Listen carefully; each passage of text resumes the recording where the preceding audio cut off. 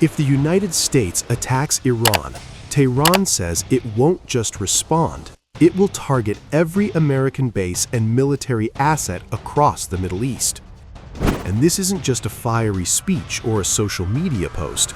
Iran has formally delivered this warning to the United Nations. The clock is ticking and tensions are rising fast.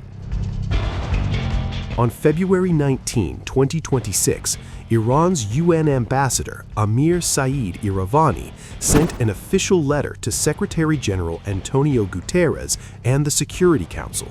The message was direct. Iran does not seek war. Iran will not start a war. But if the United States launches military aggression, Tehran will respond under Article 51 of the UN Charter, the right to self-defense.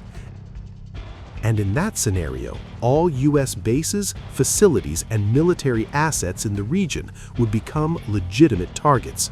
That includes installations spread across Qatar, Bahrain, Kuwait, the UAE, Saudi Arabia, Iraq, Syria, and Jordan. In other words, nearly the entire American military footprint in the Middle East. The warning comes after U.S. President Donald Trump issued a sharp ultimatum. During a high-level meeting on February 19, Trump reportedly gave Iran 10 to 15 days to agree to what he called a meaningful nuclear deal. Otherwise, he warned, really bad things would happen. That language has been interpreted by Iranian officials as a direct threat of military action. Tehran's letter to the UN specifically says Trump's rhetoric has created a real risk of military aggression.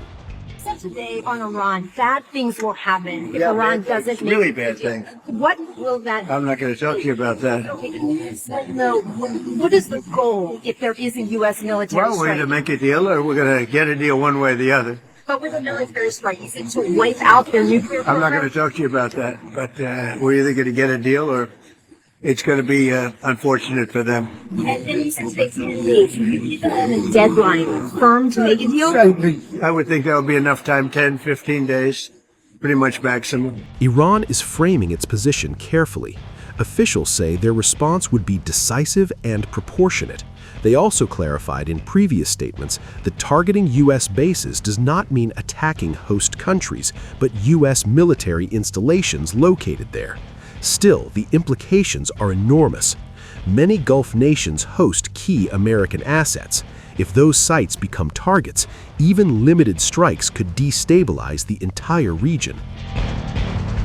The U.S. has reportedly reinforced its military presence in the region with an additional aircraft carrier group en route, along with warships and fighter jets.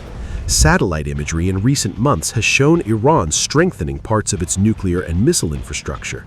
On the same day the letter was delivered, Iran conducted annual military drills with Russia, signaling readiness and strategic partnerships amid mounting pressure. Both sides appear to be preparing for worst-case scenarios. If a single strike happens, the consequences wouldn't stay contained. They could ripple across the Middle East and beyond.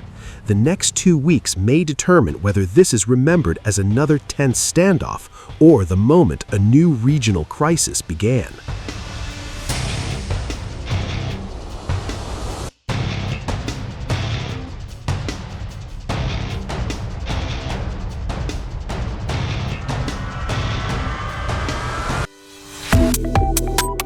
Subscribe to One India and never miss an update.